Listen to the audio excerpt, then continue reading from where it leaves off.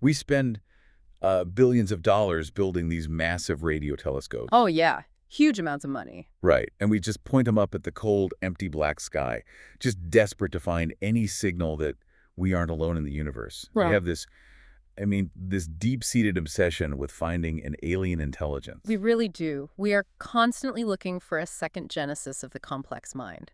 Like, the dream is to find a form of high-level intelligence that was built on an entirely different architectural blueprint than our own. Something totally isolated. Exactly, something that evolved completely isolated from human history. But, what if we've had the telescope pointed in the wrong direction this entire time? Yeah. What if the closest thing Earth has to a truly alien intelligence isn't sitting light years away on some exoplanet, but hovering over a coral reef right now? Just completely ignoring us while it figures out how to unscrew a jar from the inside. Yes. It is a profoundly humbling thought. And as the documentary, my octopus teacher, points out right at the very beginning, many marine biologists and philosophers look at the octopus and see exactly that. An intelligence so foreign it might as well have dropped in from outer space. So welcome to today's deep dive. We are absolutely thrilled to have you with us because today we are diving headfirst into the bizarre, brilliant, and completely shape-shifting world of the octopus. And we've pulled together an incredible stack of sources to guide you through this today. We really have. We are drawing from Peter Godfrey Smith's philosophical and biological masterpiece, Other Minds, Cy Montgomery's beautiful exploration, The Soul of an Octopus, the stunning visual documentation from my octopus teacher, and some incredibly rare deep-sea biology data focused on the elusive glass octopus. Our mission today is to uncover how the octopus evolved into an independent experiment in complex minds. Right. To break down the mechanics of how their totally decentralized neurobiology actually functions, and ultimately to explore what their intelligence tells us about the very nature of thinking itself. Okay, let's unpack this. Because to really understand how an octopus thinks today, we have to look back at why they evolved to think at all. Which requires a trip way back in time. Yeah, not just a few million years, but roughly 600 million years back. Right. We have to rewind to a period known as the Ediacaran. The Ediacaran. Yeah, think of this as the ultimate evolutionary Y branch for intelligence. If you trace the human family tree and the octopus family tree back in time, they eventually intersect at a single common ancestor. But this ancestor wasn't like a monkey or a fish or even a basic lizard, right? No, not at all. It was a remarkably simple, blind, tiny worm-like creature just crawling along the primordial seafloor. So wait, we both started as this little unthinking worm, and then we just went our separate ways and built completely different nervous systems. Pretty much. That little worm represents the absolute last time our ancestors and the octopus's ancestors shared a biological path. From that split, the vertebrates, which eventually led to fish, reptiles, birds, mammals, and ultimately you and me, went down one path. We built centralized brains encased in protective bone. Skulls. Right, skulls. But the mollusks, the group that includes clams, oysters, and snails, they went down an entirely different path. And within that sprawling, kind of slow-moving group, the cephalopods emerged. Exactly. When we talk about octopus intelligence, we're looking at an entirely separate second instance of evolution building a complex mind on this planet. They are an isolated island of mental complexity in a vast sea of invertebrate animals. The evolutionary choices they made along that path are just staggering, though. I mean, early cephalopods actually had hard shells, just like their snail cousins. They did. But then, millions of years down the line, they gave them up. Threw them away. It's like a heavily armored tank suddenly deciding to ditch all its thick steel plating to become a squishy ninja. That is a great way to put it. I mean, sure, you gain incredible mobility and the freedom to squeeze through a hole the size of a quarter, but wasn't that an astronomically dangerous evolutionary gamble? Oh, absolutely.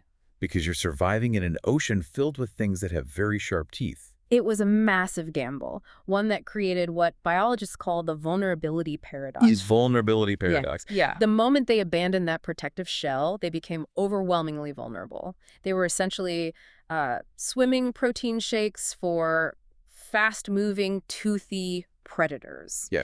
So to survive without physical armor, they had to rely on wiles, camouflage, and behavioral flexibility. They had to get smart and fast. So the extreme physical vulnerability directly drove the need for a massive, clever brain. Exactly. Today, a common octopus has about 500 million neurons. To put that in perspective, that is roughly the same number of neurons as a golden retriever. Which makes sense in theory, but we see the terrifying reality of that vulnerability in the sources. Oh, for sure. Like in my Octopus teacher, there is that heart-stopping sequence with the pajama sharks. That scene is so intense. It really is. The octopus doesn't have a shell to retreat into when these predators start hunting her. So instead, she uses that massive brain to improvise. Right. She gathers hundreds of loose shells and rocks from the seafloor and physically wraps them around her soft body. Holding them in place with her suckers. Yeah, to create a makeshift, temporary suit of armor until the sharks pass. It's brilliant, but it underscores just how constantly they are living on the razor's edge of death. The tragic catch to all that improvised brilliance, though, is that there are only so many times you can outwit a shark. Yeah. That constant, overarching threat of predation tuned their biology to a very strict, unforgiving, live fast, die young lifespan. It's so sad. It is. A common octopus rarely lives past 2 to 5 years. They spend all this immense metabolic energy growing a massive hungry brain, learning the intricacies of their kelp forest, figuring out how to build armor out of loose shells, and then they die almost as soon as they figure the world out. Yeah. Feels like such a waste of cognitive potential. If we connect this to the bigger picture, their physical vulnerability completely dictated the boundaries of their cognitive evolution. Makes sense. They have this huge brain because the unbounded physical possibility of a shellless body demanded it. But they have a fleetingly short life because the ocean is simply too dangerous a place for a soft-bodied creature. There's no time to hang around. Right. The brutal reality of their environment wouldn't allow them the luxury of evolving a 50-year lifespan to use all that intelligence. So vulnerability birthed their intelligence, but because they evolved this intelligence on a completely different branch of the tree of life, the actual physical architecture of their brain is profoundly strange. So strange. Take a second and think about your own body. When you think of yourself, you feel like you are sitting right behind your eyes inside your skull. Like a pilot. Exactly. You are the pilot of your body. Yeah. But an octopus's self isn't centralized like that at all. Not even remotely. Unlike our highly centralized human brain, an octopus's nervous system is radically distributed. Spread out. Yeah. Only about 2/5 of their neurons are located in their central brain between their eyes. Wait, only 2/5? Yep. The other 3/5, the vast majority of their entire nervous system, is actually distributed outward, packed into their 8 arms. Imagine if, right now, your left arm had its own localized memory of the coffee cup you just touched, completely independent of the brain behind your eyes. It's wild to think about. The sources point out that an arm severed from an octopus's body can continue to act on its own for hours. Yes, that is a real thing. It will literally reach out, grab a piece of food, and try to pass it up to a mouth that is no longer there. Because the arm itself is packed with its own localized neural networks. It possesses its own short-term memory loops and can process complex sensory information without needing to, phone home to the central brain for instructions. And the suckers on those arms, they're absolute mechanical wonders. Oh, the suckers are incredible. In The Soul of an Octopus, the author spends time with a giant Pacific octopus named Athena. Athena had 1,600 suckers. Wow. And each single sucker isn't just a dumb rubber suction cup. They have up to 10,000 neurons each. They're essentially their own little brains. Right. They're simultaneously tasting the chemical composition of the water, feeling the physical texture of the glass, and exerting mechanical force. All at the same time. A single 2.5-inch sucker can lift 35 pounds. If you do the math on a large octopus, that's tens of thousands of pounds of potential lifting force, yet they can fold those same massive suckers to create a delicate pincer grip to pluck a single hair. It represents an extreme form of biological multitasking. You have millions of localized sensors processing taste and touch, making their own microdecisions at the very edges of the animal's body without bottlenecking the central brain. Which makes me wonder, how does this actually feel to the octopus? That's the big question. Right. Because if the arms are out there tasting the sand, feeling the currents, making decisions for themselves, is the central brain just sitting back like a passive spectator? Or is it more like a frustrated CEO trying to herd 8 independent contractors who are constantly getting distracted by shiny objects? Researchers describe it using a framework called mixed control theory. Mixed control. Yes. The central brain uses the eyes, which, by the way, are camera-style eyes structurally very similar to ours, which is just another wild instance of parallel evolution. Nature loves a good camera eye. Exactly. So the brain uses the eyes to dictate general top-down commands. The central brain sees a crab and says, "Go investigate that rock." But it doesn't tell the arm how to get there. Right. The brain absolutely does not micromanage the journey. The arm receives the general command and uses its own localized chemical and tactile sensors to figure out the granular details, feeling the contours of the reef, tasting the sand, and making its own moment-to-moment physical adjustments along the way. It's just a completely alien way to inhabit a body. And as if that decentralized nervous system wasn't weird enough, we have to talk about the anatomical flaw that proves evolution isn't perfect. Oh, boy. It just throws things at the wall to see what sticks. Because of how their body folded and contorted over millions of years of evolution, their esophagus, the actual tube that carries food from their mouth to their stomach, passes directly through the center of their donut-shaped central brain. Through the brain, which creates a terrifying biological hazard. I can't even imagine. If an octopus swallows a crab shell that is too sharp, or a piece of food that is too large, it can literally cause severe fatal brain damage on the way down to the stomach. That is horrifying. It is a completely nonsensical architectural flaw from a vertebrate perspective, but it's just a messy remnant of their ancestral snail-like body plan. Because their internal anatomy is so chaotic and bizarre, scientists struggled for decades to figure out how all these strange organs actually fit together without just dissecting them. It was a real puzzle. But nature actually provided a living X-ray to help us understand. The glass octopus, Vitrellidinella richardi. Yes. Living deep in the dim mesopelagic zone of the ocean, often thousands of feet down where sunlight barely penetrates, the glass octopus is an absolute marvel of evolutionary adaptation. It is almost entirely transparent. It grows up to 18 inches long, but it weighs barely an ounce because it's practically made of gelatinous water. Like a ghost. Yeah, the only opaque parts on its entire ghost-like body are these weird rectangular eyes, its digestive tract, and its optic nerve. It is a literal window into cephalopod biology. You can just see right through it. You can just watch how minimal its internal organs are, all strategically clustered into tiny, tight needles to maintain invisibility from predators looking up from below. The transparency of the glass octopus has also allowed marine biologists to observe their reproduction in ways that would be impossible in other species. Oh, right, the brooding. Exactly. The females brood their eggs entirely internally, inside their clear mantle. They carry hundreds of them.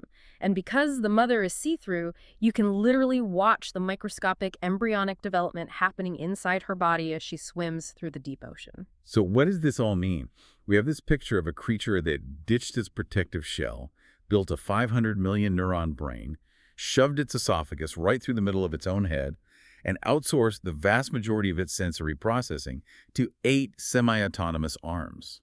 It's a lot to take in. How does an internal architecture that's strange translate into actual observable behavior? Well, the result is a highly complex, deeply mischievous behavioral repertoire that constantly challenges the scientists trying to study them. Mischievous is the perfect word for it. When you take an animal with that much sheer processing power and physical flexibility, and you place it in a static, confined laboratory environment, you are going to see a lot of boundary pushing. Oh, the anecdotes from these lab environments in the sources are just phenomenal. Stefan Lindquist, one of the researchers mentioned, pointed out a brilliant contrast. Right, the fish comparison. Yeah, if you put a fish in a tank, the fish just swings around. It fundamentally lacks the cognitive equipment to realize it is in an unnatural environment.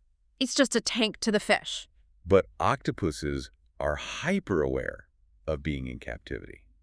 They know exactly where the boundaries of their world are, and they constantly methodically test them. They get bored. They really do. They will deliberately flood entire laboratories by finding the outflow valves and purposely stuffing their arms into the pipes to plug them up. They aren't just reacting to stimuli, they are actively manipulating the mechanics of their environment. They understand cause and effect within the plumbing of the tank. And they apply that mechanical understanding to objects, too.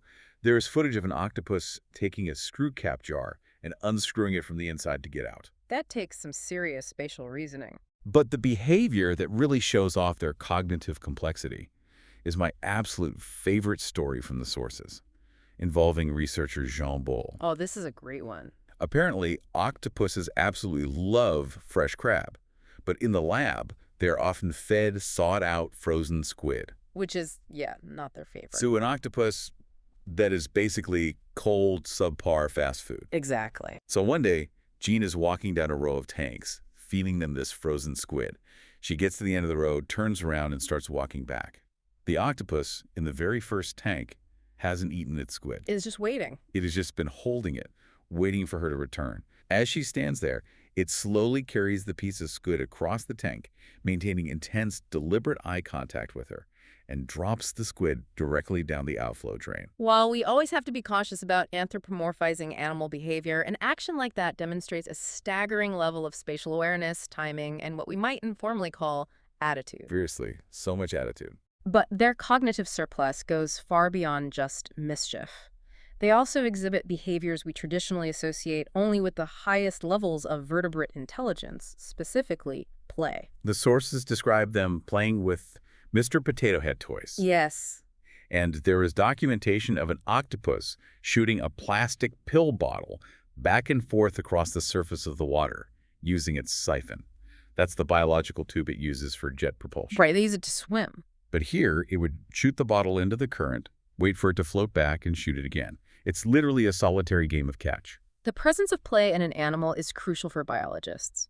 Play implies a mental surplus. Free time, basically. Right. It means the animal has excess cognitive energy and curiosity that isn't solely dedicated to the exhausting minute-to-minute demands of basic survival. What makes this even more astonishing is the underlying neurochemistry driving these behaviors. The brain chemicals. Yes. We established earlier how unimaginably far removed they are from us on the evolutionary tree, yet their brains run on the exact same neurotransmitters for emotion and memory that ours do. That's incredible. They utilize dopamine, which drives reward-seeking behavior and pleasure.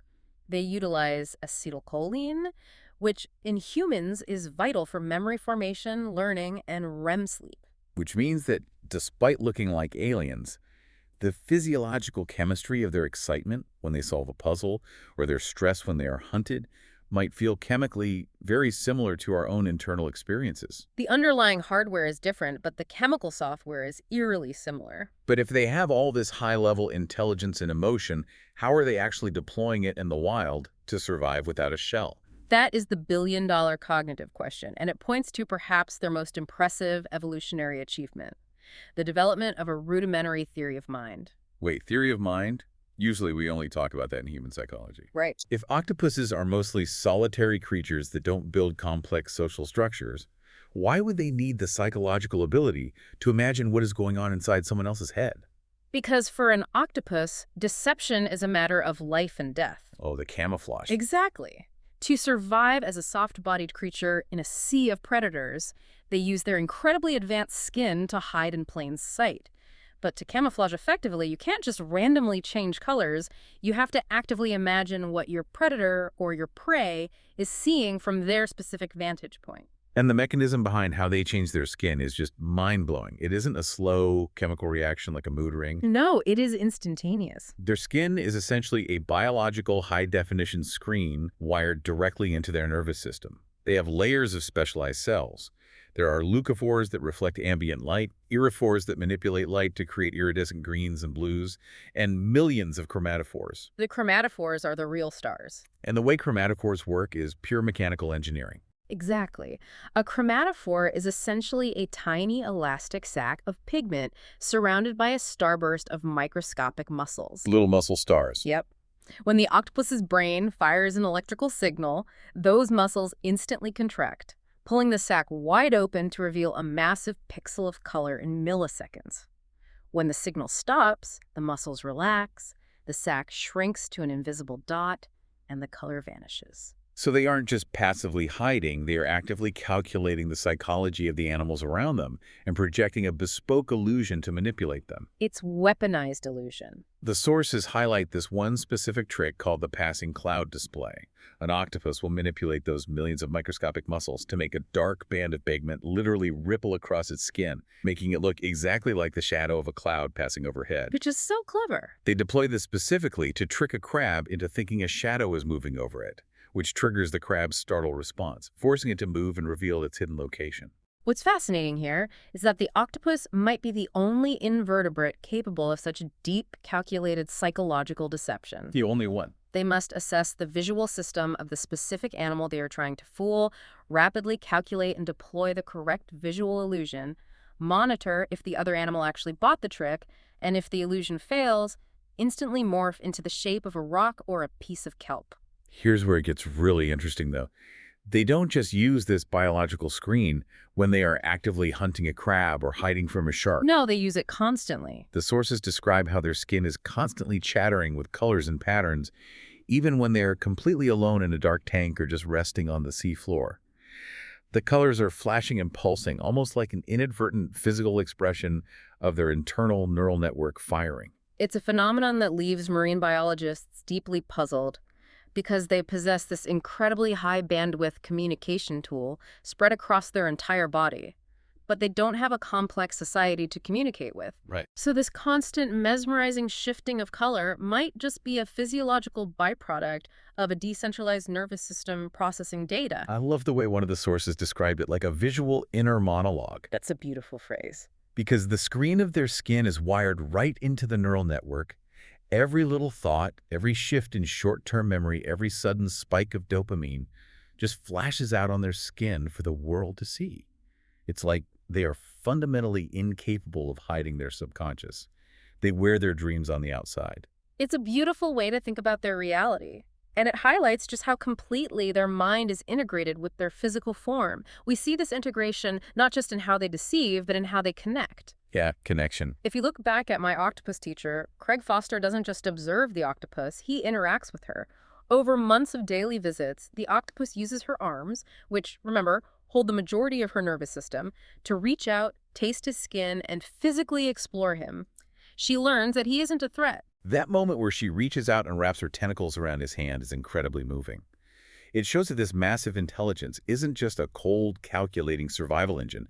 It is capable of curiosity, of overriding its own prey drive instincts, and of forming an interspecies bond based on sustained trust. It absolutely does. It proves that their theory of mind extends beyond just figuring out how to trick a crab. They can evaluate a completely alien creature, a human in a diving mask, and accurately determine intent. So bringing this all together, we have gone on quite a journey today. We really have. We've seen how hundreds of millions of years ago, a tiny worm on the seafloor branched off from our ancestors. We explored how the cephalopods gave up the safety of a shell, which made them incredibly vulnerable to predators like the pajama shark, but gave them a body of pure physical possibility. And to survive as a squishy ninja in a sea of teeth, they had to evolve a massive, hungry brain. But importantly, they evolved a brain that operates fundamentally differently than our own. A highly decentralized neural network where the arms taste, touch, and think for themselves. It is a mind capable of flooding laboratories, playing solitary games with plastic bottles, and projecting high-definition illusions right onto its skin to outwit its environment. So why should you care about all this? Yeah. Why spend your valuable time understanding the inner workings of a creature that lives at the bottom of the ocean? It's a fair question. I think it's because the octopus proves, undeniably, that the human way of thinking isn't the only way of thinking. As humans, we have a terrible habit of viewing intelligence as this single, vertical ladder, right? With humans sitting triumphantly at the very top and everything else below us. The apex predators of thought. Right. But the octopus shows us that intelligence isn't a ladder at all. It's a vast, sprawling bush. Nature can build a complex, brilliant feeling mind out of entirely different hardware. It teaches us to be profoundly humble about our place in the universe and reminds us that we are sharing this planet with truly alien minds right now. That is the ultimate humbling lesson of cephalopod biology.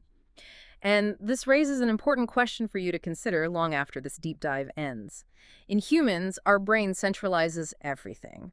All our inputs, sight, sound, touch, are pulled into one central hub behind our eyes, which creates this undeniable feeling that we are a single unified self, a unified I. Yeah.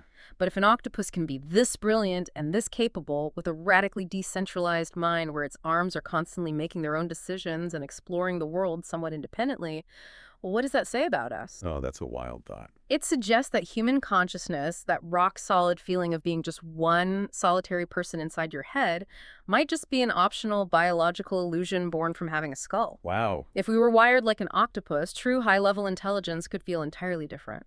It might feel like a collective of competing minds, a committee of senses, all living, perceiving, and negotiating inside a single body. A literal parliament of thoughts.